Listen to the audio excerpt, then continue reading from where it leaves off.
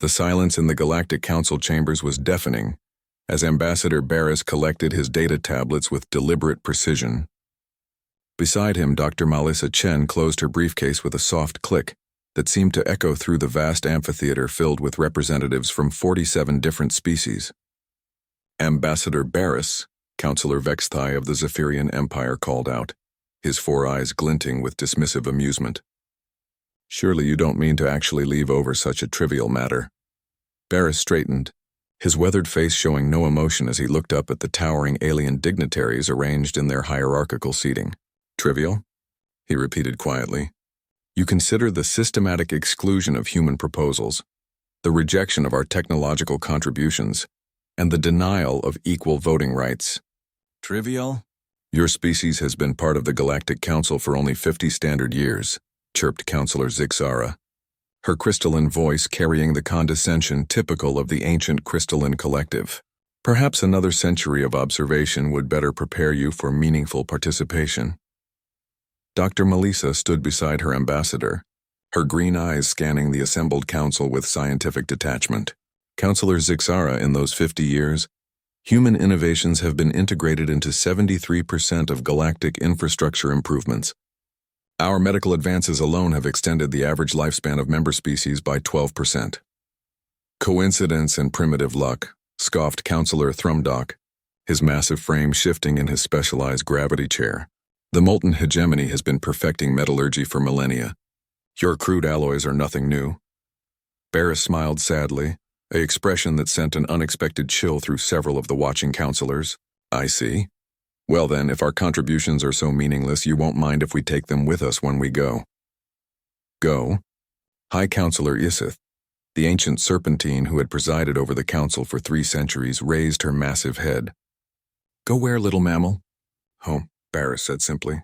Humanity withdraws from the Galactic Council effective immediately. All human personnel, technology, and services will be recalled within 1 standard week. A ripple of dismissive laughter echoed through the chamber. Counselor Vexthai stood, his imposing height meant to intimidate. You cannot be serious. Your species needs the Council more than we need you. Your worlds rely on our trade routes, our protection, our wisdom. Melissa stepped forward, her datapad glowing as she began reading. Actually, Counselor, let me share some statistics you might find interesting. In the past decade, human engineers have resolved 68 critical infrastructure failures across member worlds. Human medics currently staff 40% of emergency response units in contested sectors, and human agricultural specialists have prevented 17 famines through crop optimization programs. Replaceable, Counselor Zixara chimed. All easily replaceable, are they? Barris asked, shouldering his bag. I suppose we'll see. Dr. Chen, please initiate Protocol Omega. Melissa nodded and activated her communicator. All human stations, this is command. Execute withdrawal protocol immediately. All personnel to report for immediate extraction. All human technology to be secured or disabled. Within hours, the first signs became apparent. The trade station at Kepler Junction, a critical hub connecting 12 systems, went dark as human engineers abandoned their posts. The atmospheric processors on New Centauri began failing without human maintenance crews. Medical centers across 3 sectors sent urgent requests for human specialists who were no longer available. 3 days later, High Counselor Isith slithered into an emergency session, her usually pristine scales showing stress patterns. The situation is developing complications. Counselor Thrumdock's voice rumbled with barely contained panic. The quantum mesh network has collapsed in the outer rim. Apparently, human technicians were the only ones who understood the recursive algorithms holding it together. Impossible, Vexthai insisted, though his confident tone had vanished. We gave them those technologies. No, Melissa's voice came through the chamber's communication system from the human evacuation ship. You gave us broken pieces. We're the ones who figured out how to make them work together. The weeks that followed brought a cascade of failures. Food distribution networks collapsed without human logistics coordinators. Interspecies translation protocols began failing as human linguists departed. Even the Council's own security system started malfunctioning without human cybersecurity experts who had been quietly patching vulnerabilities for decades. Counselor Zixara's crystalline form had developed stress fractures as reports flooded in. The manufacturing centers on Proxima 7 are operating at 12% efficiency. It seems human supervisors were integral to production. How is this possible? Counselor Vexthai demanded. They're primitives, newcomers, from his modest ship now beyond the Council's jurisdiction. Barris answered their communications with the same quiet dignity he'd shown in the chambers. You called us primitives, Counselor. But primitives have to be resourceful. When you've only been in space for a century, you learn to fix things with whatever's available.